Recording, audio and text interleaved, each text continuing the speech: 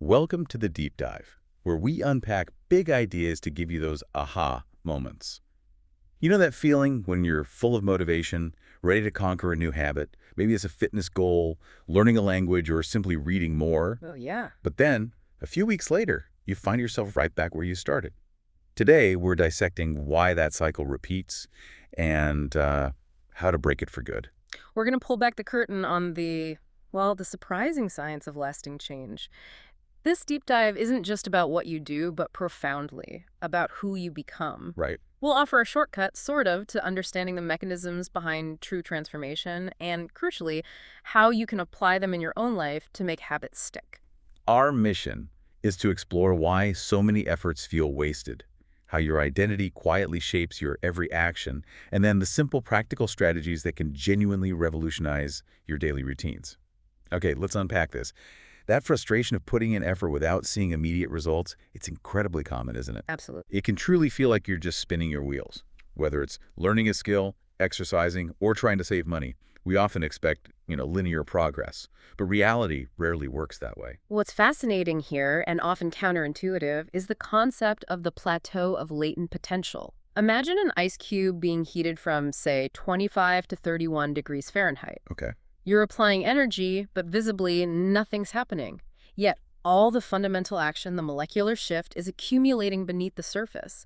The breakthrough, the melting, happens suddenly and completely at 32 degrees. Oh, okay. Your hard work isn't wasted. It's being stored, building that critical mass until you hit that inflection point. So the real paradox of overnight success isn't just that it takes time, but that our brains are inherently bad at recognizing the invisible progress. It really makes you rethink what overnight success actually means, doesn't it? It really does. The true aha here is realizing that every single unnoticed effort is literally building the foundation for that future breakthrough, even when it feels like absolutely nothing's happening. But how do you sustain the motivation when you're stuck at 28 degrees and it genuinely feels like nothing is happening? Yeah. Is it purely a belief in the process? That's the core challenge, yeah. And it leads us directly to a deeper question. Why do some behaviors stick for life and others evaporate after a week? Right. The research highlights that behavior incongruent with your self-identity simply won't last. It just won't. If you want more money but identify as someone who consumes rather than creates value, you'll naturally gravitate towards spending. If you aspire to health but your inner narrative prioritizes comfort, you'll always choose relaxing over training.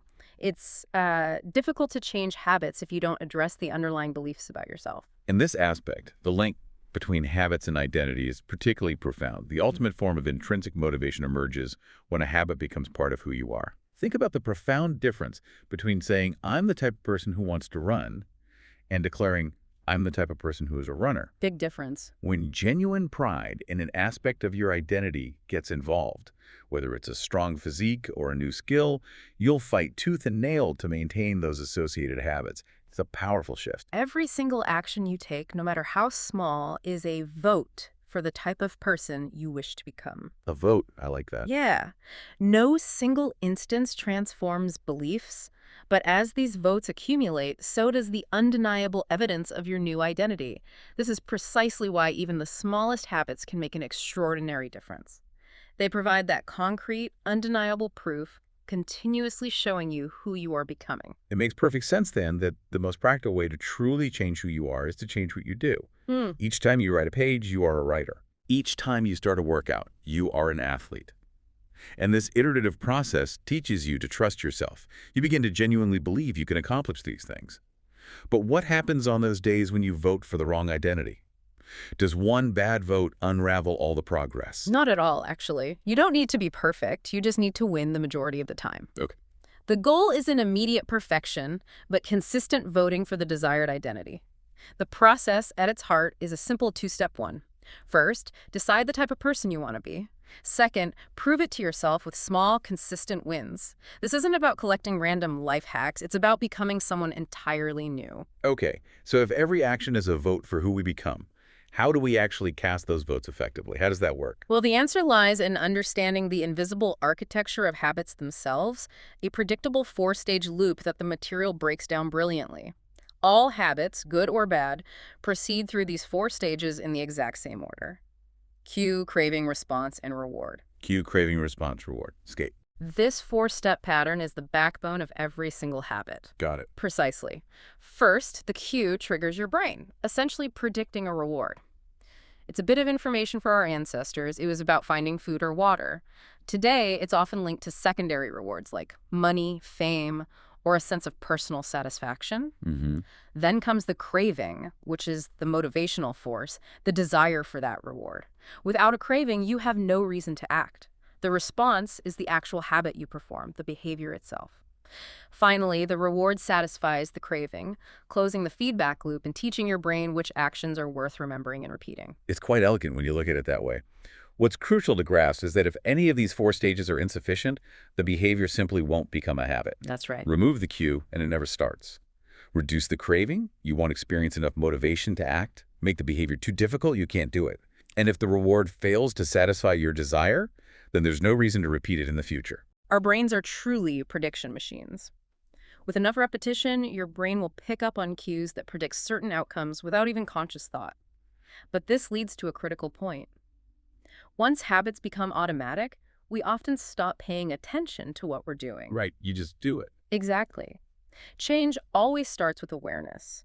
That's why tools like pointing and calling, where, for instance, you'd verbally state, "I am turning off the light," instead of just flicking the switch, or the habit scorecard, which is a simple exercise to literally list out and log your daily behaviors to see your patterns, can be incredibly powerful in helping you become more aware of your habits. That added layer of awareness is key, especially as we shift from understanding the theory to building practical strategies. The material emphasizes a crucial first step for creating good habits. People who make a specific plan for when and where they will perform a new habit are more likely to follow through. Implementation intention. This targeted approach is known as an implementation intention. Yeah, and a Great Britain study on exercise habits highlighted this vividly. While tracking workouts and even pure motivation had little meaningful impact, a remarkable 91% of those who formulated a specific plan, for example, "I will partake in at least 20 minutes of vigorous exercise on day at time and place," exercised at least once a week. Wow, 91%. Yeah, more than double the other groups. It sweeps away vague notions like "I'll exercise more" and forces a concrete plan, making the habit explicit. You can also use habit stacking, which leverages existing momentum by tying a desired behavior to something you already consistently do. Right. So after I get into bed at night, I will give my partner a kiss. Yeah. Or after I put on my running shoes, I will text a friend or family member where I'm running and how long it will take. It's about leveraging the natural flow of your day. This connects directly to environment design, a profound but often overlooked strategy. Our vision is incredibly powerful, consuming like half of our brain's resources. Wow. Yeah. A seemingly small change in what you see can lead to a monumental shift in what you do. Living and working in environments filled with productive cues and devoid of unproductive ones is crucial for making good habits obvious. It's like setting up tripwires for success. And on that note, habits can often be easier to change in a new environment. Definitely. Leaving behind old environmental cues, say, a bedroom television that triggers late-night watching, or a living room where you always play video games, can make forming new habits much smoother because you're not battling those old behavioral biases. The most compelling evidence for environment change comes from that Vietnam War heroin addiction study. Researchers found that approximately 9 out of 10 soldiers who used heroin in Vietnam eliminated their addiction almost overnight upon returning home. 9 out of 10. Just like that. Almost overnight. The radical change in environment, away from all the triggers of war, easy access to drugs, and social circles, allowed the addiction to spontaneously dissolve. This finding directly challenged the old belief that addiction was a permanent, irreversible condition, underscoring the power of environment over willpower. That's a powerful realization, isn't it? It suggests that people with the best self-control are often the ones who need to use it the least. Well, yeah. It's far easier to practice self-restraint when you don't have to use it very often. So it's less about wishing you were a more disciplined person and more about creating a more disciplined environment for yourself. How do we reduce the mental effort involved? To make any good habit truly easy, you need to reduce friction. Habits are essentially obstacles to what you really want. The more difficult a habit, the more friction there is between you and your desired outcome. Okay. This is why automated tasks like scrolling social media are so pervasive, they can be performed almost without effort. We want to make good habits so incredibly easy that you'll do them without thinking. You see this concept brilliantly applied in fields like manufacturing. Think about Japanese firms and lean production. They relentlessly looked to remove waste, even redesigning workspaces so workers didn't have to waste time twisting and turning to reach their tool. Less effort. This made them more efficient and their products more reliable because they reduced the friction of the work itself. And the flip side of making good habits easy is making bad habits hard. Exactly. This is the inversion. Make bad habits hard. Examples include hiding tempting snacks in the back of the fridge, deleting social media apps from your phone, or Victor Hugo locking away his clothes to literally force himself to write The Hunchback of Notre Dame. Locking away his clothes, Yeah. seriously. Yep. He made it incredibly difficult to leave his study and avoid his work. These are commitment devices, choices you make now that control your future actions, binding you to good habits and restricting you from bad ones. Yeah. Entrepreneur Brian Harris, for instance, used a habit contract with his wife and personal trainer, creating escalating financial and social punishments, like wearing a rival team's hat for missing weight loss targets. Ha ha. That'll do it. This dramatically increased the immediate cost of his bad habits, making them much less appealing. The ultimate way to lock in future behavior is to automate your habits through technology or one-time purchases. A good mattress for better sleep, blackout curtains, email filters, website blockers for productivity, automatic savings deductions, or meal delivery services. Makes sense. Automation frees up time and energy for tasks machines can't do. However, it's a double-edged sword. Technology can also work against us by making bad habits too easy, like autoplay on streaming services that keep you glued to the screen. Right, the endless scroll. Okay, a final powerful strategy for making habits easy, especially when you're just starting, is the 2-minute rule. Yes. When beginning any new habit, it should take less than 2 minutes to do. So, read a page, not read a book. Practice the violin, not practice for an hour. The 2-minute habit is the entry point, not the end point. It's the cab that gets you to the gym, not the entire workout. It's about overcoming the initial inertia. So we've covered how to make habits obvious and easy to start. But how do we make sure we want to keep doing them? No. That brings us to the fascinating role of desire. No. To increase the odds of a behavior occurring, you need to make it attractive. This starts with understanding the dopamine-driven feedback loop. Dopamine isn't just about pleasure. It's released in anticipation of a reward, powerfully driving our motivation to act. It's astonishing how powerful that anticipation is. Think about the mice who received a powerful hit of dopamine each time they poked their nose in a box. They started doing it 800 times an hour. Crazy, right? Yeah. The same could be said for highly habit-forming behaviors like taking drugs, eating junk food, browsing social media, or even basic needs like food and water. The greater the anticipation of the reward, the greater the dopamine spike that drives our actions. One effective strategy leveraging this is temptation bundling. Pairing an action you want to do with an action you need to do. Temptation bundling. A good example from the source is, after I get my morning coffee, current habit, I will say one thing I'm grateful for that happened yesterday, need, and then I will read the news. Ooh. You get to enjoy the want immediately after completing the need. Ah, I see. You link the chore to the treat. And it's not just about what you want individually, right? We also have a strong urge to imitate the money. Oh, absolutely. Social norms. Joining a culture where your desired behavior is the normal behavior is incredibly powerful. 4 out of 10 people in astronaut Mike Massimino's MIT robotics class became astronauts. Imagine the collective culture there. Intense. Solomon Asch's conformity experiments showed nearly 75% of subjects conformed to obviously wrong group answers, indicating that most days we'd rather be wrong with the crowd than right by ourselves. It's true. Approval, respect, and praise from the group naturally make a behavior much more attractive. Yeah. Another simple yet remarkably effective method is reframing your mindset. Instead of saying, I have to wake up early for work, try saying, I get to wake up early for work. Just changing one word. Just one word.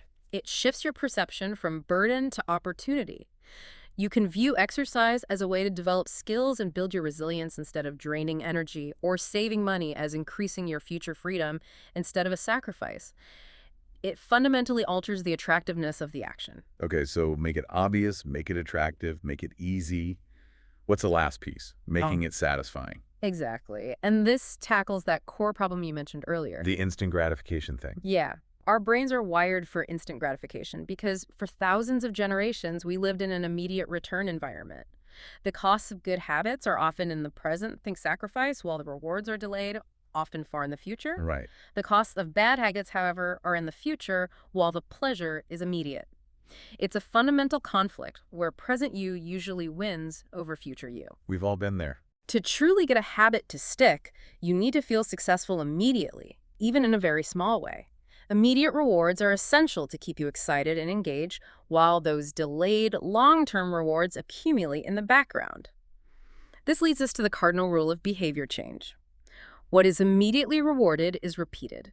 What is immediately punished is avoided. Simple but powerful. This is where habit tracking comes in so beautifully. It creates a visual cue that reminds you to act, is inherently motivating because you see the progress you are making and don't want to lose it, and feels incredibly satisfying whenever you record another successful instance of your habit. Yeah, that little check mark feels good. It provides that delightful, immediate, and intrinsic visual proof that you're casting votes for your new identity. However, a critical caveat here is Goodhart's law. When a measure becomes a target, it ceases to be a good measure. Uh-oh.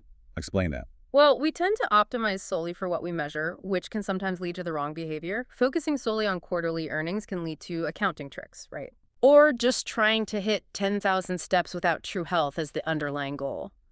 Measurement should guide you and add context to a larger picture, not consume you to the exclusion of all else. The key is, don't break the chain, and if you miss once, try really hard, never miss twice in a row. Okay, don't let one slip become a slide. That's a great warning, ensuring we don't get lost in the metrics. We've talked about building new habits, but how much of this is truly in our control? Ultimately, our genes do play a significant role. Oh, they do. In influencing many aspects of our behavior, from our likelihood of addiction to our stress response, and even how captivated or bored we feel during sensory experiences. Behavioral geneticists say they literally can't find a single trait that isn't influenced by our genes. That's true, but this doesn't mean you're stuck with whatever hand you're dealt. If you can't find a game or a niche where the odds are stacked in your favor, the material suggests you create one. Create your own game? Yeah. Scott Adams, the Dilbert cartoonist, is a great example. He combined, average drawing skills, average joke writing skills, and a business background to create a unique niche that no one else occupied. When you can't win by being better, you can win by being different, by combining your unique skills in a way that creates less competition and allows you to thrive. That's a powerful way to look at it. Find your unique combination. But what about motivation? Expert athletes and incredibly successful people feel the same lack of motivation as everyone else, right? I absolutely do. The difference, the material points out, is they still find a way to show up despite the boredom. Mastery requires practice, and the more you practice something, the more boring and routine it can become. That's a tough pill to swallow for most of us. It is. This is where variable rewards can help. They won't create a craving, but they are a powerful way to amplify the cravings we already experience and reduce boredom. Like a slot machine. Sort of. The sweet spot of desire occurs at roughly a 50-50 split between success and failure, just enough winning to feel satisfied, and just enough wanting to stay motivated. This is the Goldilocks rule in action, a balance that keeps us engaged without being predictable. So it circles back to consistency. If you only do the work when it's convenient or exciting, you'll never achieve remarkable results. Never. Stepping up when it's annoying, painful, or draining to do so, that's what truly differentiates a professional from an amateur. And finally, reflection and review are essential for long-term improvement and sustaining that mastery. Gold medal swimmer Katie Ledecky logs her wellness and training, and marathoner Eliud Kipchoge takes notes after every practice, meticulously searching for areas that can be improved. Taking notes after practice. Without reflection, it's easy to make excuses, create rationalizations, and ultimately lie to ourselves about our true progress. So what are the practical implications of all this for you listening? This deep dive into habits reveals that they are not about simply ticking off boxes or achieving external successes like earning more money or losing weight. The real reason habits matter is profoundly deeper. It's not about having something, it's about becoming someone. Happiness, as one source notes, is kind of the space between one desire being fulfilled and a new desire forming. Desire initiates behavior, but pleasure, that immediate satisfaction we discussed, is what ultimately sustains it. Habits are the consistent path to changing your identity. By making small, consistent choices, you cast powerful votes for the person you aspire to be. Each action is evidence of who you are, building an invaluable trust in yourself. And here's a thought for you to chew on. If desire initiates and pleasure sustains, how might you intentionally design both your environment and your mindset to consistently feed the desire for and find immediate pleasure in the very actions that are